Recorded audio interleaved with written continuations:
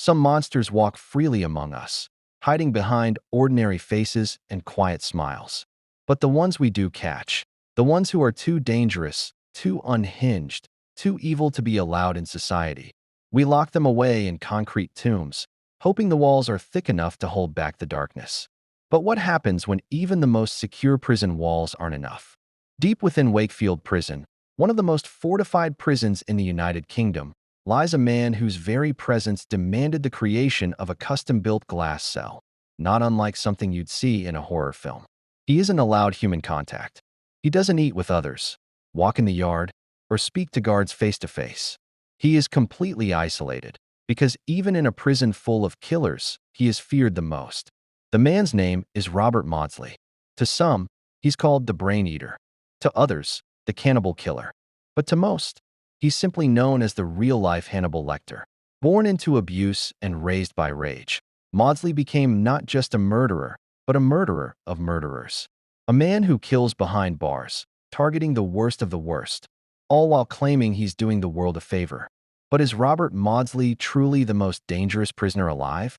Or is he something even more complex and more terrifying?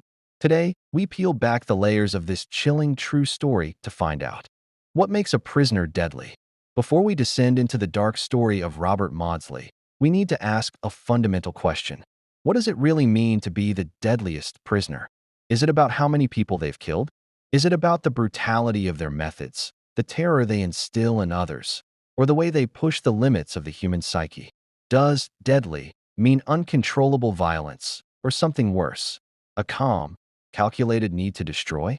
We often associate the term with household names like Ted Bundy, the charming sociopath who lured and murdered over 30 women with a disarming smile, or Richard Ramirez, the night stalker who crept into California homes, leaving behind satanic symbols and mutilated bodies, or even Joaquin El Chapo Guzman, the drug kingpin who didn't just command an empire of death. He escaped maximum security prison not once, but twice. These men left a trail of bodies and fear. Their power came from chaos, charisma, wealth, and brutality. But Robert Maudsley? He didn't kill for money.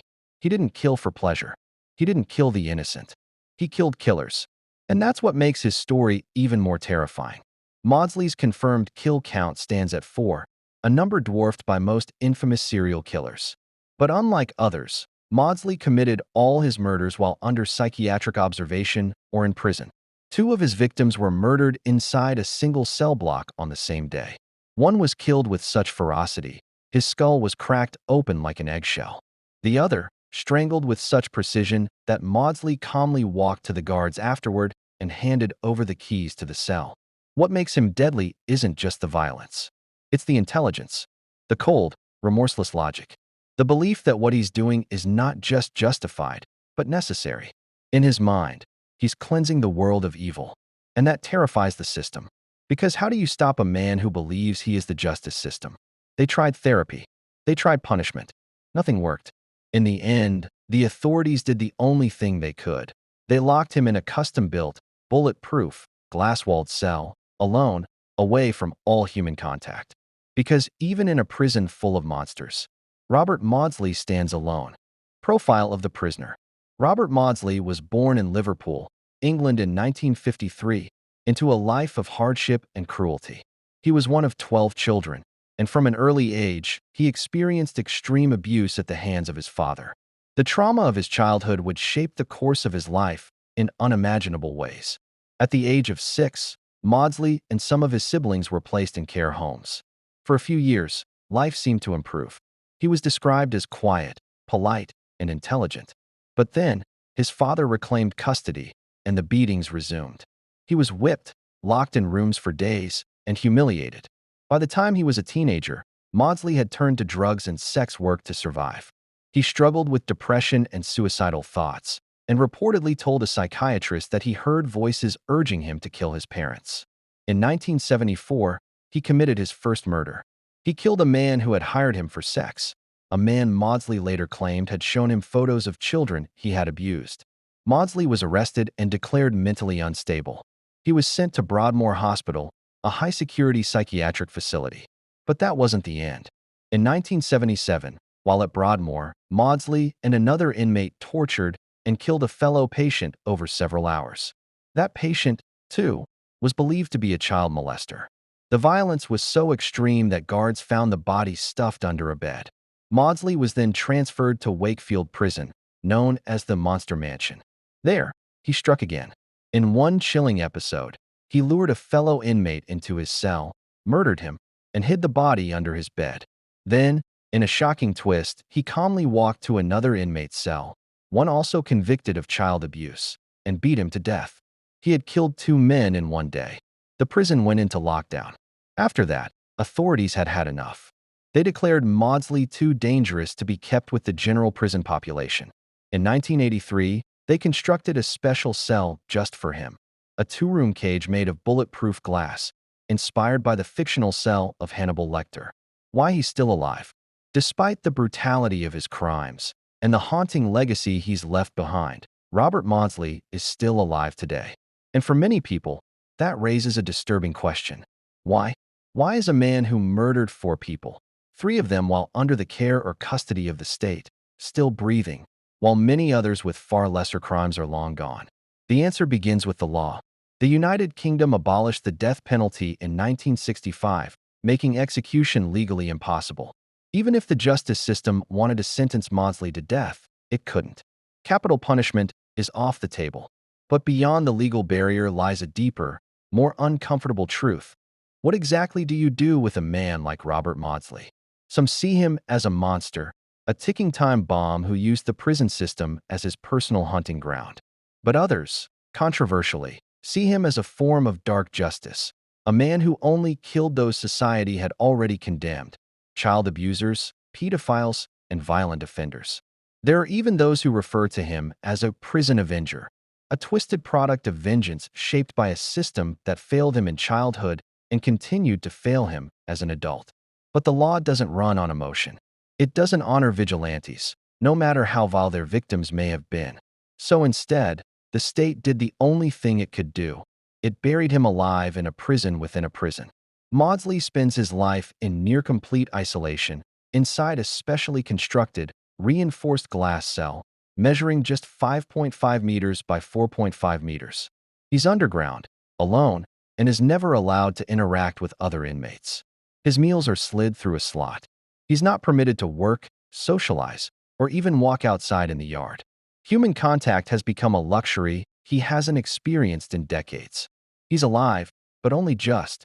It's a kind of living death, not an execution by rope, but one of silence, solitude, and slow decay. Whether you see that as justice or cruelty is up to you. Psychological breakdown.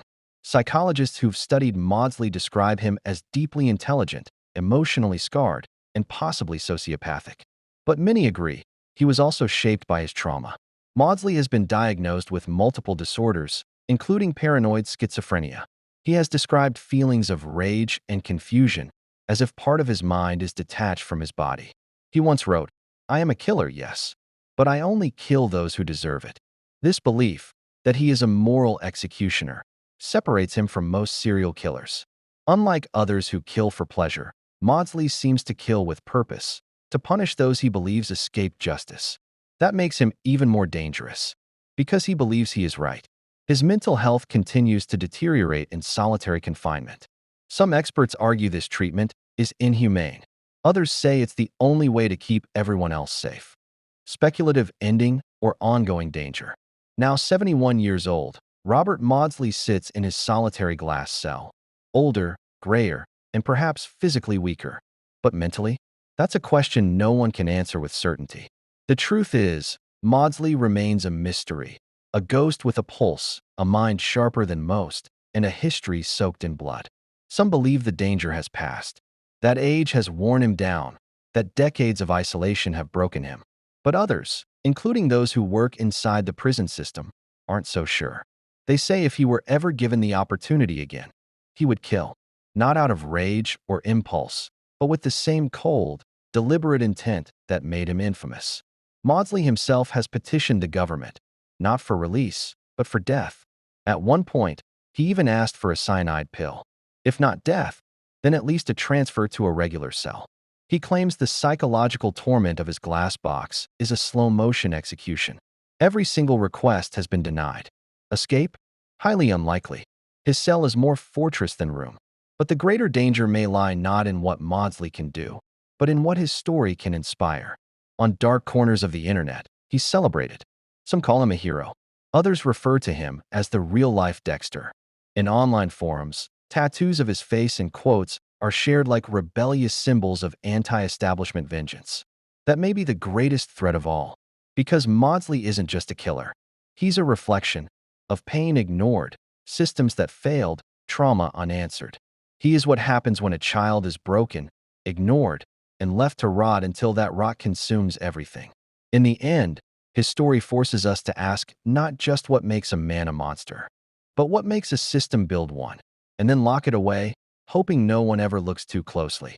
Robert Maudsley is more than just the deadliest prisoner in the world. He is a symbol of what happens when trauma, violence, and vengeance collide. He didn't just kill. He killed killers. And in doing so, he blurred the line between justice and murder. The system couldn't fix him, so it buried him. In a cell within a cell, surrounded by silence, Maudsley waits. For what? No one knows.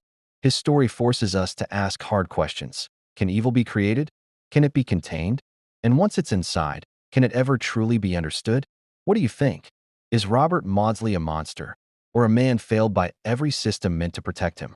Let us know your thoughts in the comments below. And if you found this video chilling and thought-provoking, don't forget to like, share, and subscribe for more deep dives into the darkest corners of the world. Stay safe and stay curious.